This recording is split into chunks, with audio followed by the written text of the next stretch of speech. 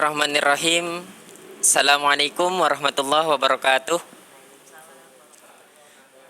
Alhamdulillah, alhamdulillahilladzi hadana subulas salam wa afhamana bi syari'atin nabi akramil kiram. Asyhadu an la ilaha illallah dzal jalali wal ikram wa asyhadu anna Muhammadan abduhu wa rasuluhu ahkamul hukam amal faur. Dengan antusias sekali tentu pada pagi hari ini saya Raihan Zain Ahmed dan teman saya Juan Dwi Ardiansyah yang tentu akan memandu acara dakwah UIA TV yang luar biasa ini hingga sampai selesai nanti, yang bertajuk pacaran saat berpuasa. Sebelum memulai segmen yang krusial, alangkah baiknya perlu kita mengetahui bahwa pada dasarnya memang segala macam bentuk muamalah itu diperbolehkan kecuali ada dalil yang melarangnya. Al-aslu fil asya al-ibaha illa ma haramahu syar'u. Demikian dengan pacaran, dalam kurun kekinian kerap kali khususnya pemuda-pemudi di samping situasi berpuasa bingung dalam menyikapi dan memutuskan hukum pacaran yang memaksimalkan perkembangan teknologi saat ini, misalnya WhatsApp Messenger, video call dan semacamnya dan sebagainya. Pendek kata, ada beberapa pertanyaan kontekstual yang disodorkan. Apa itu pacaran? Apa itu hukum pacaran saat berpuasa, dan bagaimana dengan fenomena pacaran ala virtual? Untuk mempersingkat waktu, marilah kita sambut narasumber kita yang terhormat dan tersayang, Ibu Dr. Andes Neneng Munajah MA. Dengan segala hormat dan sayang kami persilahkan. Baik, terima kasih. Pertama kali saya sampaikan kepada saudara Royhan dan Yuan ya, pada kesempatan yang baik ini saya kaget ya, ditodong dalam waktu singkat ya bisa mengisi acara ini ya, permintaan dari mahasiswa ya, mungkin ini tugas dari dosen ya. Jadi saya sangat senang sekali pada kesempatan ini diminta ya untuk menyampaikan. Cuman mohon maaf, saya kan bukan ustazah ya. Jadi frame berpikir saya ya orang yang mau belajar lah gitu ya. Nah, jadi dalam saat ini saya ingin mencoba untuk memaparkan tidak terlalu kepada fikih minded gitu ya, tetapi sesuai dengan background saya mengajari anak-anak kan filsafat ya, filsafat agama, psikologi agama. Jadi tentu saja pembicaraan saya itu tidak keluar dari pengalaman-pengalaman yang selama ini saya alami gitu ya. Kalau diminta dipaksa ya untuk berbicara tentang hukum pacaran saat berpuasa, itu sudah jelas bahwa pacaran sendiri tidak ada itu di dalam Islam gitu. Cuman dikasih baju ya, casing, ta'aruf gitu kan. Nah, namun mungkin harus dimengerti juga batasan pacaran itu apa, ya kan? Nah, yang sering kita orang awam katakan ya pacaran tuh hubungan spesial, ya kan? Antara lawan jenis, suka sama suka gitu kan. Nah, sekarang kejadiannya adalah memang berulang tiap bulan puasa kan ya, selalu kita mumpung belum bulan puasa nih, jadi kesempatan itu dipuas-puasin gitu, pergi kemana saja. Nah, karena itu kita perlu meluruskan gitu ya, meluruskan pengertian berdasarkan pengalaman yang saya baca. Sejak dahulu sampai sekarang saya belum menemukan boleh untuk berpacaran, boleh tidaknya, tetap dalam garis yang tegas gitu. Islam tidak membenarkan pacaran. Kecuali, jadi ada semacam dalam pendidikan anak itu ada waktu ya, kalau memang mau pacaran itu diberi waktu ta'aruf itu misalnya 3 bulan target, tapi dengan tegas tujuannya bahwa pacaran itu memang ingin kenal, ingin tahu pribadi, karena ini nantinya kalau hanya pacaran buang-buang waktu, buang-buang uang, itu kan Innamal mubadirina ihwanu sayatin, ya kan? Kalau buang-buang pasti pacaran tuh butuh uang, butuh waktu, ya kan? Dan segalanya itu pokoknya aspek yang sangat merugikan sesungguhnya. Tetapi ini kan peristiwa yang kerap kali manusia itu butuh itu, jadi nggak bisa ditolak.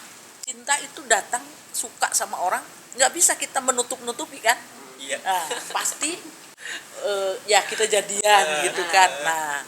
Nah mestinya dipandu begini, kalau pacaran dalam cara yang mungkin tidak terlalu keluar dari Islam, punya niatan tuh saya sungguh-sungguh untuk memasuki jenjang pernikahan, maka diberi waktu 3 bulan.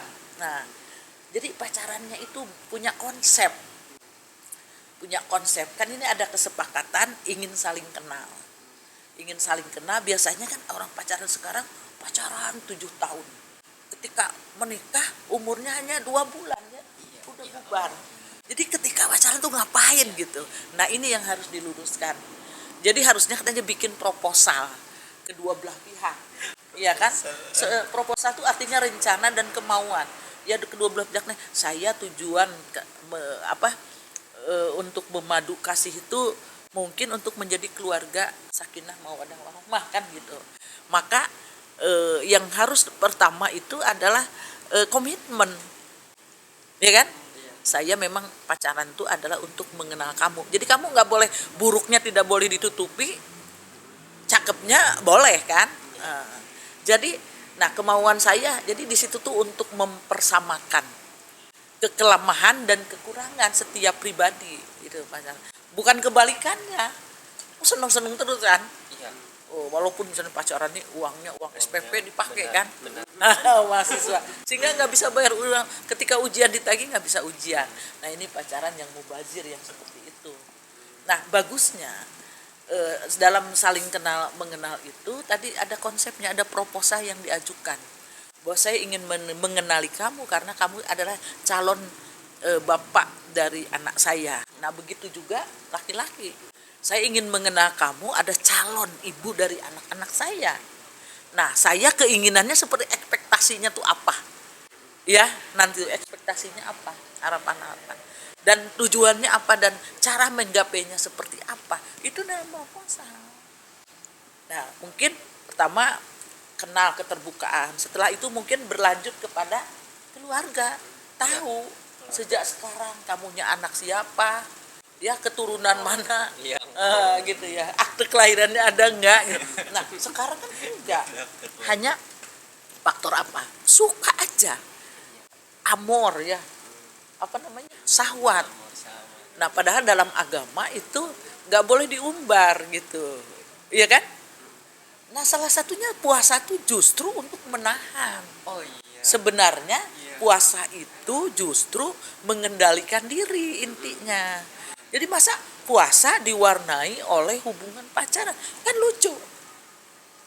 Sama aja Ya ini bohong, kontradiksi ya kan dengan judul tadi. Makanya saya ini harus meluruskan.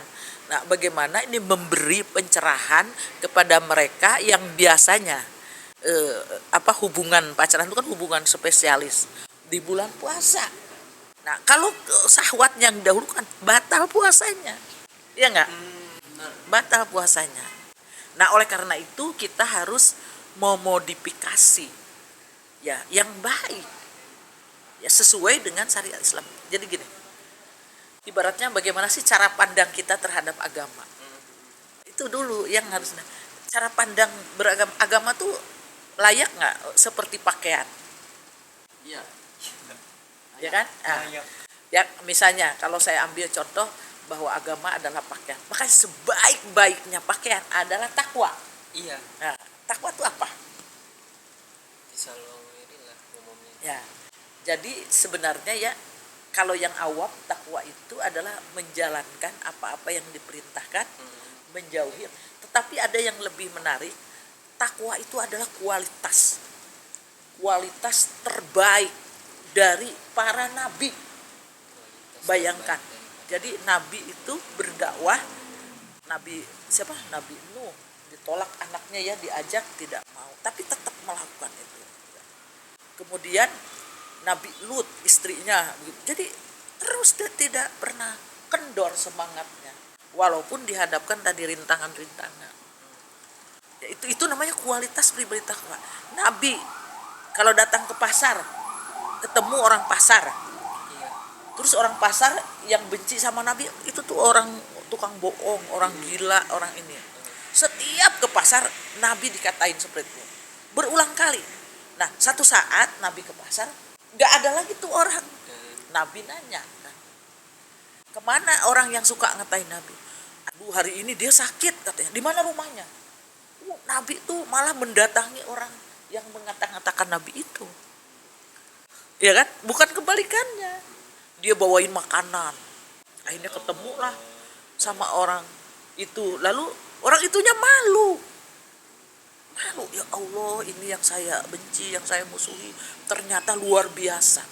Itulah takwa. Jadi makanya itu pakaian. Ya, jadi takwa itu pakaian. Nah, jadi kalau pakaian harus apa? Dipakai. Ada tujuan filosofi pakaian. Coba kamu pakaian untuk apa coba? Biar menutupi Nah, aurat, menjaga kesehatan. jaga kesehatan. Iya kan? Supaya kita kalau keluar tidak kena angin, Masuk angin. Oh iya. tidak kena sinar matahari, ya. Nah, itu artinya melindungi. Pakaian tuh melindungi. Pertama, kedua menjaga aurat. Ya kan perintah agama itu. Ketiganya bahwa pakaian itu harus kelihatan bagus, estetik gitu. Pantas dilihat. Nah, ngelihat pacaran juga begitu. Ini pantas nggak dilakukan oleh orang yang beragama, ya kan? Nah, jadi ada batasan-batasan, ada ukuran-ukuran, ya kan? Nah, jadi misalnya pacaran yang apa? Yang Islami gitu udah. Nah, udah pacaran tuh justru orang salah gitu ya. Nikah aja udah. Nah, lebih baik pacaran tuh setelah menikah. Tapi sekarang orang nggak menerima itu. Langsung ta'aruf berapa hari langsung nikah. Kaget kan. Jadi memang itu yang konsep benernya begitu. Tapi zaman dulu saya kira ibu kita, orang tua kita ketemu tuh ketika ijab kabul nikah, sebelumnya enggak. Tapi mereka bisa belajar saling mencintai gitu. Dan nah itu yang perlu direnungkan kembali. Bahwa membina hati kita tujuannya apakah untuk mengutamakan, memberikan kebebasan nafsu itu ya. Kan kalau nafsu dibebaskan kita tuh sama dengan binatang. Iya kan? Tapi kan kita manusia. Berakal. Ya, sekarang gini, pacaran itu adalah kebutuhan manusiawi. Kita bukan malaikat, ya kan? Nah, puasa adalah pendidikan, latihan untuk melatih mental kita supaya bisa mengendalikan diri. Jadi memang ini dua hal yang artinya ini seharusnya, ini kenyataannya. Ya, pacaran itu hubungan manusiawi kan. Tapi puasa itu saya melihatnya dua sisi itu.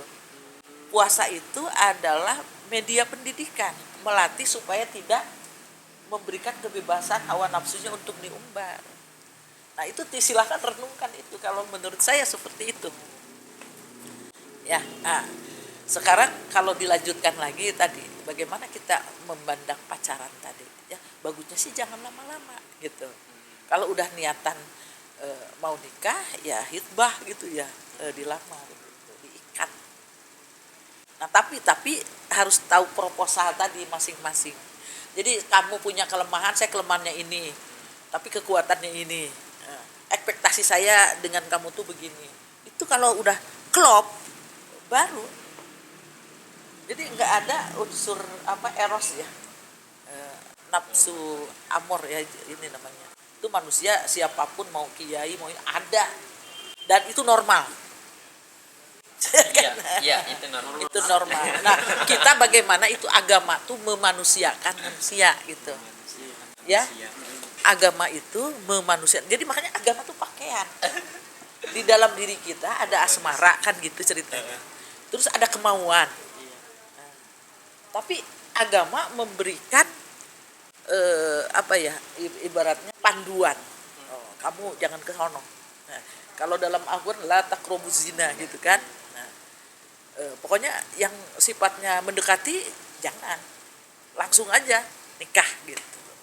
Kita gitu komitmennya itu ya menurut saya. Cukup nggak itu Kalau uraian? yang fenomena ala virtual ini, Kalau virtual ya tergantung pada niat. Coba hadisnya apa? lama-lama ini Iya, tergantung pada niat.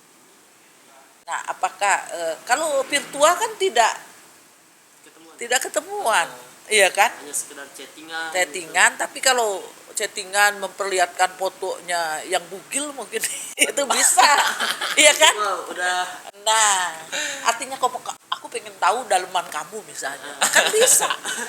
Iya, nah itu yang nggak boleh, itu aurat terlihatnya. Jadi walaupun virtual, bagusnya itu yang mendorong untuk lebih soleh gitu loh, iya kan? Nah, hal-hal yang bisa meningkatkan kualitas manusia sebagai sejatinya manusia, kan khalifah Tuhan di muka bumi. Gitu menurut saya. Ya memang pacaran manusiawi, tetapi ada batas-batasnya. Nah, mungkin pacaran itu casing ya, budaya, casing. budaya. Tapi bagaimana Kultur agama? ya, jadi kultur Nggak ya. boleh. Iya, betul. Nah saya ya tidak memberi, paling tidak kita itu ya tidak terlalu keras gitu. Ya tidak.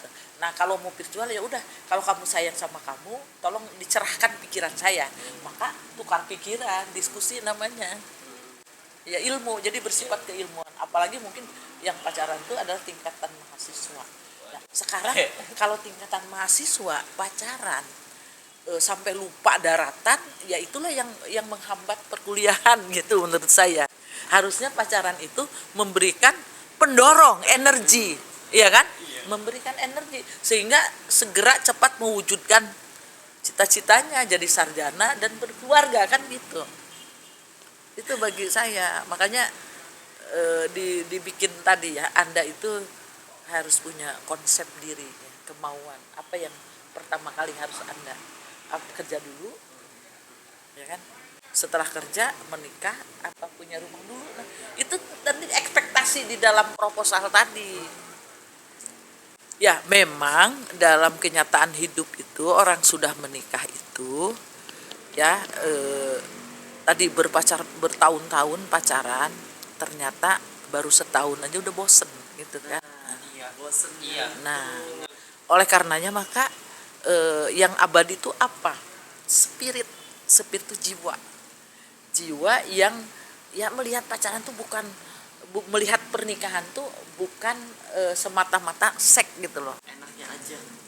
bukan semata-mata hubungan seks, tetapi ada hubungan yang lebih apa, kita ingin menurunkan generasi Qurani misalnya, ingin melahirkan masyarakat yang islami, ya kan, global village misalnya ya, yang Islam. Nah, itu makanya disebut apa, khairu ummah, melahirkan khairu ummah. Jadi itu yang lebih jauh lagi filosofi menikah itu, bukan hanya sekedar apa tadi asmara atau kalau itu sama dengan binatang. Iya. Kalau manusia itu lebih tinggi dari binatang. Makanya filosofi menikah tuh dua pribadi menyatu. Nah pacaran tuh pranikah, iya kan? Orang tuh ada nggak? Kalau di sensus sekarangnya kira-kira yang menikah tanpa pacaran berapa? Pasti lebih banyak yang menikah dengan pacaran. Nah itu yang apa namanya? Nah, makanya kita nerima kenyataan itu. Memang ajaran begini, kenyataan orang tidak selamanya ikut agama kan. Nah, paling tidak kita bisa mengerem. Nah dengan puasa tuh kan ngerem, bukan tambah aktif gitu ya. Aktifnya tuh tadarusnya ya, aktifnya sholat tarawihnya ya.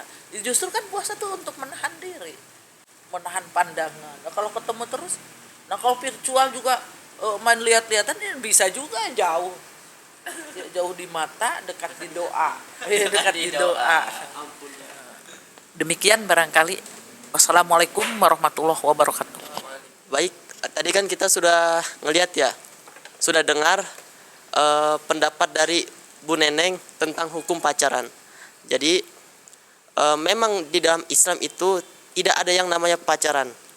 Lebih baik langsung aja gitu. Misalkan kita suka sama lawan jenis, langsung datangin apa niat dan tujuan kita menyukai perempuan tersebut.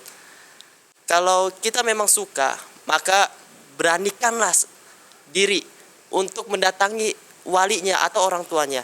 Karena lelaki itu dikenal dengan gentleman. Kalau hanya sekedar pacaran bertahun-tahun gitu kan, ada juga kisah, ada yang berpacaran tuh sampai 11 atau 10 tahun gitu. Dia nikahnya sama orang lain. Gimana nggak mau bazir itu duit. Dan pasti kan berujung sakit hati gitu kan.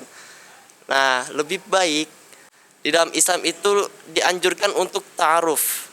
Paling cepat sih sebulan atau 3 bulan lah. Tapi itu dengan niat yang benar-benar. Bukan pas sekedar ta'aruf gitu kan, udah saling kenal, kita terus chatan gitu. Chatan setiap hari ya sama aja itu dengan halnya pacaran. Karena chatan juga mengandung zina di dalamnya. Kayak seperti zina hati, pakai bahasa-bahasa yang romantis gitu, pakai emot yang romantis atau emot love. Nah, itu tidak boleh, itu sama saja dengan halnya pacaran seperti biasa. Mungkin itu kesimpulannya. Wassalamualaikum warahmatullahi wabarakatuh.